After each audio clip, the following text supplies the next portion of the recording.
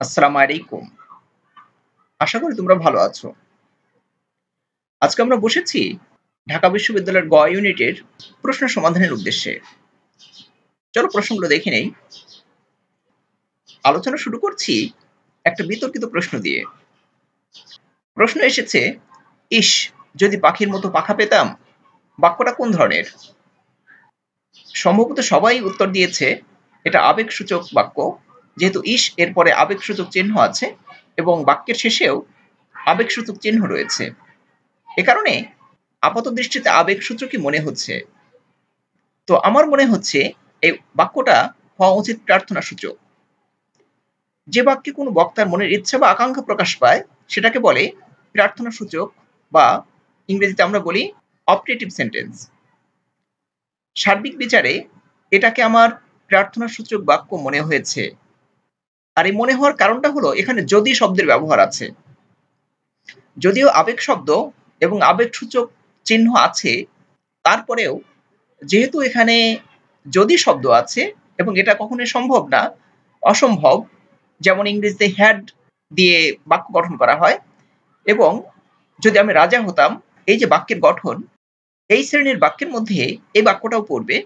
এজন্য প্রথমটার উত্তর আমি দিচ্ছি প্রার্থনাসূচক বাক্য বা অপারেটিভ সেন্টেন্সের উদাহরণ।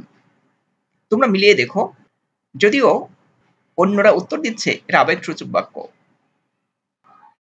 সে কবির বাণী লাগি কান পেতে আছি। কোন ধরনের কবিতা বা সে কোন কবি?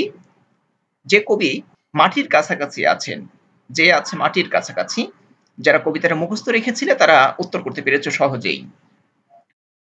এরপরের প্রশ্ন, বৃক্ষ যে কেবল বৃদ্ধির ইশারা তা নয়, প্রশান্তিরও ইঙ্গিত। প্রবন্ধের স্পষ্ট লাইন জীবন ও বৃক্ষ থেকে নেওয়া হয়েছে। আগের প্রশ্নটা নেওয়া হয়েছে ঐকতান কবিতা থেকে, রবীন্দ্রনাথ ঠাকুরের। যারা বারবার গল্প, কবিতা, উপন্যাসগুলো পড়ে থাকো তাদের জন্য এই প্রশ্নগুলো খুবই সহজ মনে হয়েছে। সিরাজউদ্দৌলা নাটক কত অঙ্কে বিন্যস্ত? ৪ অঙ্ক। ৪টা অঙ্ক, ১২টা দৃশ্য আছে সিরাজউদ্দৌলা নাটকে। সহজ প্রশ্ন ছিল। জাত্যাভিমান শব্দটা নেওয়া হয়েছে সেই অস্ত্র কবিতা থেকে। জাতি যোগ অভিমান, জাত্যাভিমান বলতে বোঝায় বংশ গৌরব, উচ্চ বংশে জন্মগ্রহণ করার ফলে যে অহংকার সেটা। এখানে সন্ধির নিয়ম প্রযোজ্য হয়েছে। জাতি রস্বই আছে যোগ অ, সন্ধির নিয়মে হয়ে গেছে জাত্যভিমান। একই রকম শব্দ অত্যন্ত, আদ্যন্ত ইত্যাদি। আদ্যক্ষর, প্রত্যুষ এগুলো আসে, দেখে রেখো। কোন শব্দজোড় বিপরীত নয়? প্রাচ্য, প্রতীচ্য। একটা হচ্ছে এশিয়া মহাদেশ, একটা ইউরোপ মহাদেশ। আবাহন, বিসর্জন এটাও বিপরীত। সাম্য, বৈষম্য। সাম্য মানে সমতা, একটা বৈষম্য বিপরীত। তো যোজন, সংযোজন দুটার মানেই হলো যোগ করা। যোজন মানে যোগ, আর বিয়োজন হলো বিয়োগ। সংযোজন দুটাই সমর্থক হয়েছে, এই জন্য উত্তর হবে এটা। কোন শব্দজোড় বিসদৃশ? অলক মানে চুল, চিকুর মানেও চুল, চিবুক মানে আমরা বলি এই যে চিবুক, ঠোঁটের নিচে যে থুতনি বলি সেটাকে বলে চিবুক। আর ঠোঁট তো বুঝতেই পারছো।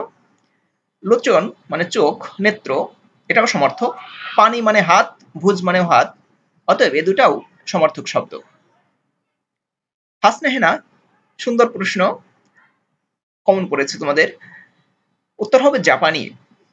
হাসনা হেনা এসেছে জাপানি ভাষা থেকে। একটা বাক্য আছে, হাসনা হেনা রিকশায় চড়ে এখানে এখানে যায় ইত্যাদি, দেখে নিও। নিচের কোন দুটি বর্ণের উচ্চারণ একই? ত খণ্ড ত। টানাপোড়েন এটা তাঁতের সাথে সম্পৃক্ত। তাঁতের একটা টানা থাকে, একটা পোড়েন থাকে। মূলত কাপড়ের লম্বালম্বি ও আড়াআড়ি ভাবে বোনা সুতা। যদিও এর একটা অর্থ উভয় সংকট, দ্বিধাগ্রস্ত অবস্থা। টানাপোড়েন বলতে পারিবারিক টানাপোড়েন যদি আমরা বুঝি, এই জন্য অপশানে পরিবার শব্দটাও দিয়ে রেখেছে, পারিবারিক টানাপোড়েন। দ্বিধাগ্রস্ত অবস্থা হয় বটে, তবে তাঁতের একটা টানা থাকে, একটা পোড়েন থাকে, এই জন্য বাগধারার সাথে যুক্ত হয়েছে তাঁত। নিচের কোন বানানগুচ্ছ শুদ্ধ? দূরবীক্ষণ, পরিপক্ক। পরিপক্ক বানানটা কয় ক হবে। মরীচিকা বানান ভুল, সমীচীন বানান ভুল। সমীচীনের দুটাই দীর্ঘইকার হবে।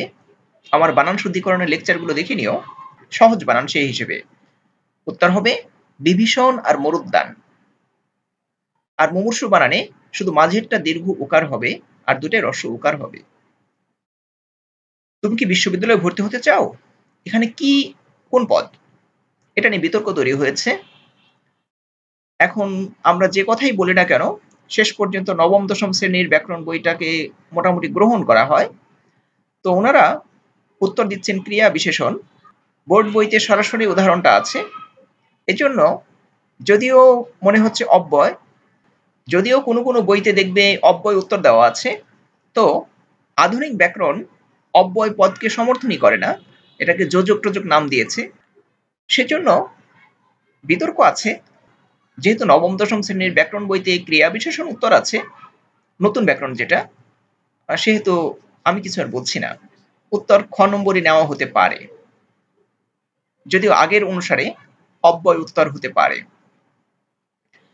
আমাদের আলোচনা এখানে শেষ করলাম, খুবই সংক্ষিপ্ত আলোচনা। তোমাদের যদি কোথাও বুঝতে সমস্যা হয় বা প্রথম প্রশ্ন যেটা বললাম ওটা নিয়ে যদি কোনো সন্দেহ তৈরি হয় বা প্রথম প্রশ্নের সম্পর্কে তোমার যদি কিছু বলার থাকে, তাহলে অবশ্যই কমেন্ট বক্সে জানাবে। আমরা আলোচনা এখানে শেষ করলাম, পরবর্তী লেকচারগুলোতে দেখা হবে। তোমরা সবাই ভালো থেকো, তোমাদের জন্য শুভকামনা রইল। আসসালামু আলাইকুম।